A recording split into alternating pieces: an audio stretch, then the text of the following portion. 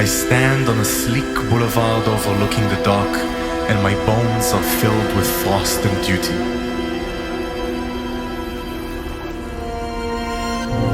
They tell me someone from my family has always stood on this spot. This, or one very much like it, looking out towards the wavering sea which lies outside the city.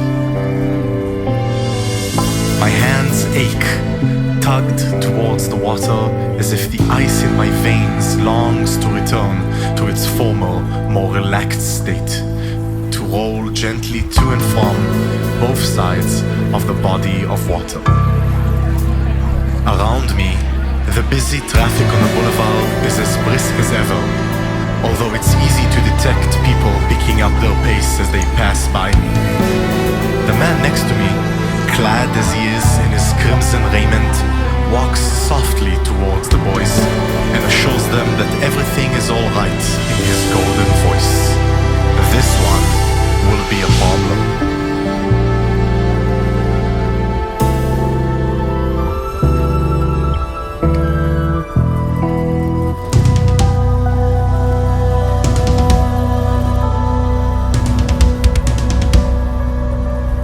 They tell us that the sea was here before us, but not by much. Right after the glacial melt turned this massive dust bowl into an enclosed ocean, we came from somewhere and looked out across it. That somewhere constantly changes, revolving around a choice of tiled tropes. We either came across a mountain, or from a forest, or from a land so far away that its name only means the far place, or some other nonsense that the storytellers feel would loosen people's purses.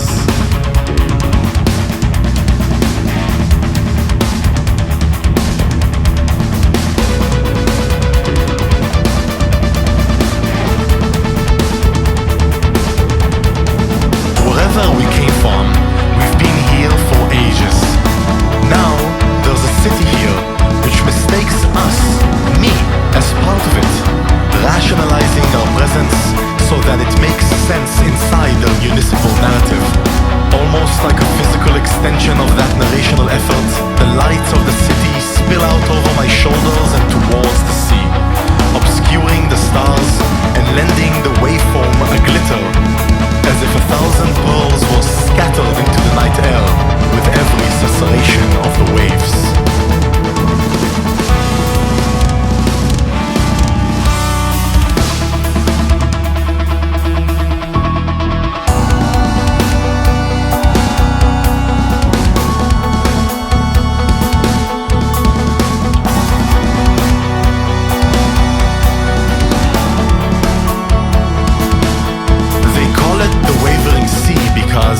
Like all bodies of water, it defies definition and demarcation.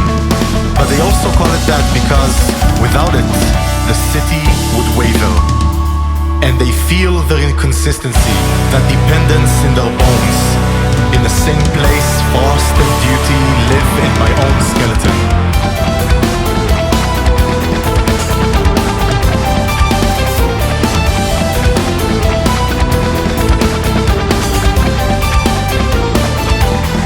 Like to recognize the unusual nature of their denison, shoveling the remnants of how the world was made into the realms of stories and histories, so that they can ignore that the stories are real and that they walk the streets.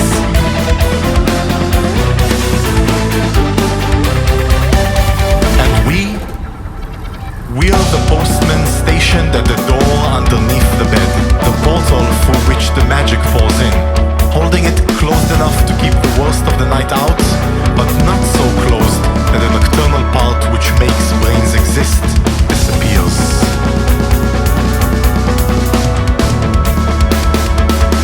All of this, while our more visible counterparts destroy the odd thing that makes it in.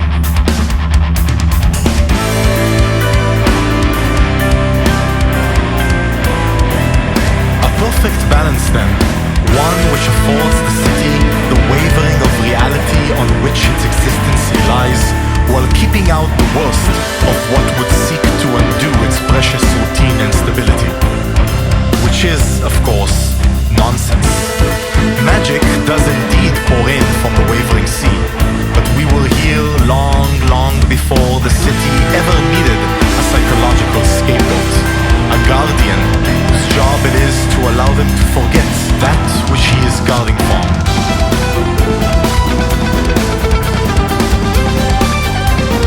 Long before these guards ever began their assignations. The pain in my fingers increases, and my heart starts beating faster. My sailors must have hoisted the sails. I can feel it deep within, my own personal internal glacier shifting in the face of the prospect of return.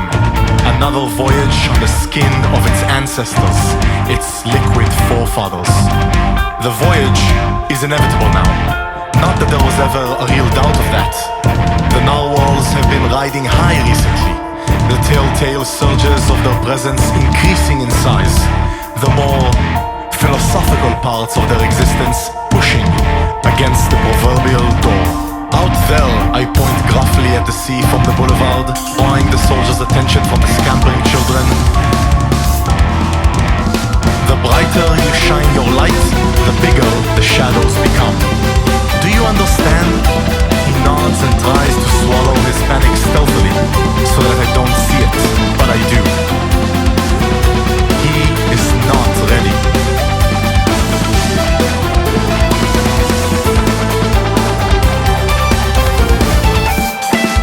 His mind is too sharp, and there's too much weight behind it.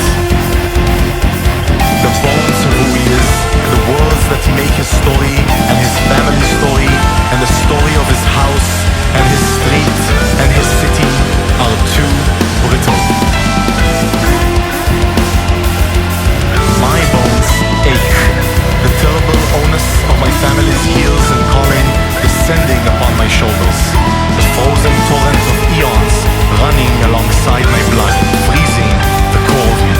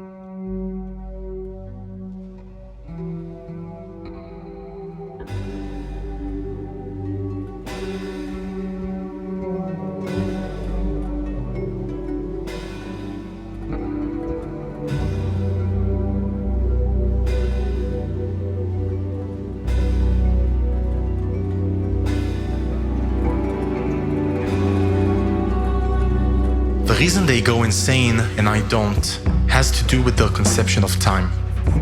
No matter how many times they've been on this journey with me, they still cling to the idea of before and after the Straits. For them, this section of sea, flush between the city and some other place which only members of my family can name, is a definite thing. It has borders. It starts and it begins in both space and time. By clinging to this delimitation, they believe they can preserve their sanity. It codifies their reactions and emotions regarding our journey. When we're before, they are worried. They have a dozen soldiers' rituals, who are well used by sailors on every water. Little anxious ticks revolving around gear and vessel that gives them something to do. After is something to be looked ahead to, a time of calm and relative stability after the straits and before our destination. These templates of thought take a lot of the load off, denying their minds an escape into meta. How to do things has been predetermined by these mental categories, and what things are there to do has been predetermined by me in my stand-in role as tradition.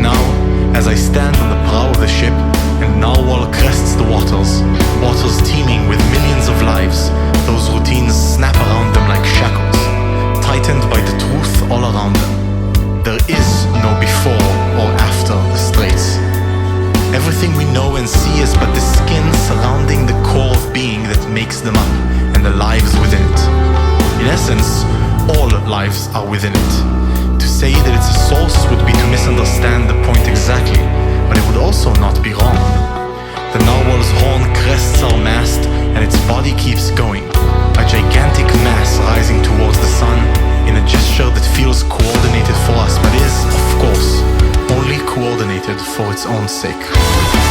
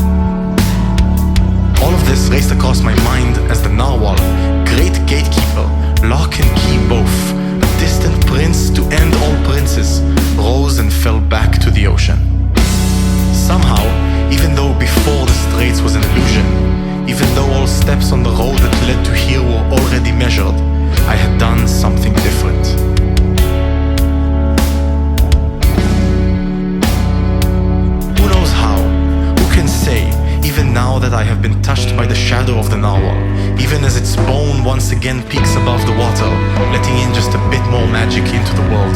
How I managed to stray from the course. How I had managed to tell the story differently. But I did. The evidence was right there besides me, in the form of the guardsman who was, somehow, awake and relatively sane. Sane and furious.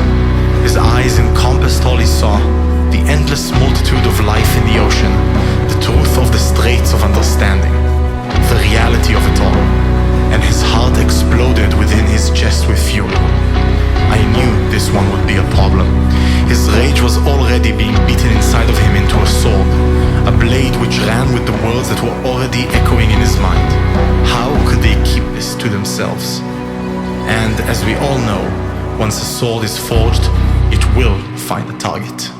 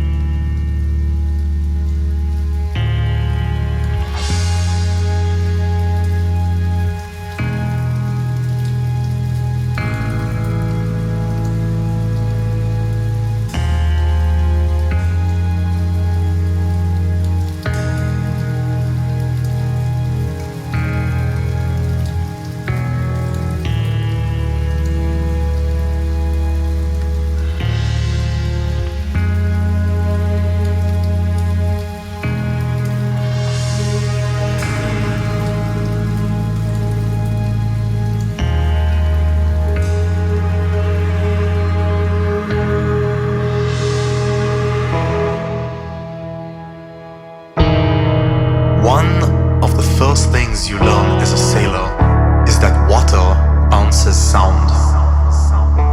It doesn't matter how quiet you are, the waves will grab any sound you make with greedy, liquid hands and throw them around for all to hear. That's why my father was always so silent.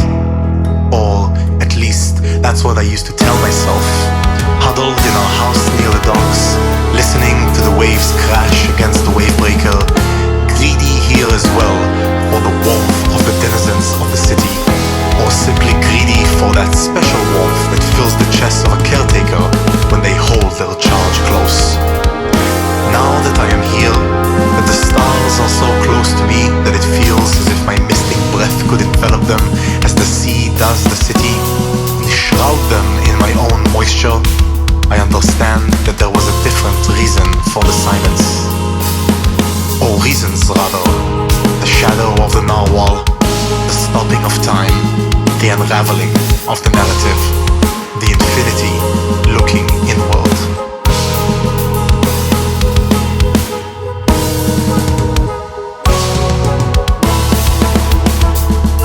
Even when frozen, water still appears to maintain that desire for the vibrations of speech. I'm sitting a short walk away from the cave, and I can still hear the sound of a sword being drawn from its sheath, and quickly return to it again. The guard is musing. His heart is full, his bones ache, but with a different ache than mine. Memories of the drill, etching old words on them, still ringing through his head, setting his jaw a clench in sympathy for its appendaged brethren. His head is full with that which he shouldn't have seen, that which it should have been impossible for him to see, that which only his anger had prevented him from unseeing, the belly of the narwhal, the freezing of time, the falling apart of causality. Which is not to say that the guard will now roam these icy plains on which we find ourselves, forever screaming gibberish at the stars who are bound to hear him, being as close as they are. No, the madness which bests men like him doesn't take such a wild form. Instead, it gnaws at their heart of hearts, not at their emotions, but at that which regulates other emotions, that place in all of us which gets bored, which pushes us over edges, which makes us wait for the pain to pass, which tells us now or not yet. And when that place inside of him corrodes, out here on a sea of dreams, out here where the stars are so close that I could breathe them in, explodes within him, in this space where all places are real, and the inside becomes the outside and outside in, then there's no telling what he'll do.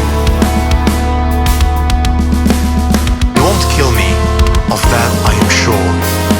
No matter how much he shrugs off causality, the story, which exists before and after all reason, still binds him. I am his counterweight, his proof that he still has meaning, his image in the mirror, however distorted the glass might be. However darkly he sees me through it.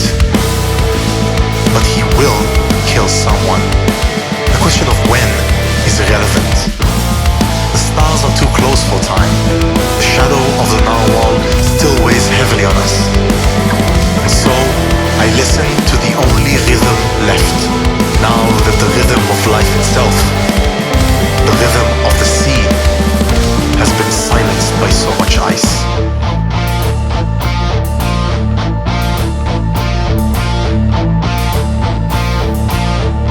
Will he kill the men that even now prepare our ship for the return journey? Prepare to head back into a singularity which their minds won't let them think about, but which they will never forget either? Against whom will the sword be drawn once it is unsheathed for the last time? Once its solitary pendulum of progress is silenced by this madman's rotting, indecisive core. Rising to my feet, the sound of the sword suddenly stops, and from the mouth of the cave where this all began, the smell of blood comes to me. Ah, of course, here where the stars are so close, that which has no recourse will turn on itself. The men, seemingly unaware that the sound has stopped, yet with impeccable timing, punctuate the occasion by hoisting the mainsail and starting the embarkation song. I turn towards the cave mouth one last time, this once vibrant place where the deal was first struck. The guard won't be coming back with us. So be it.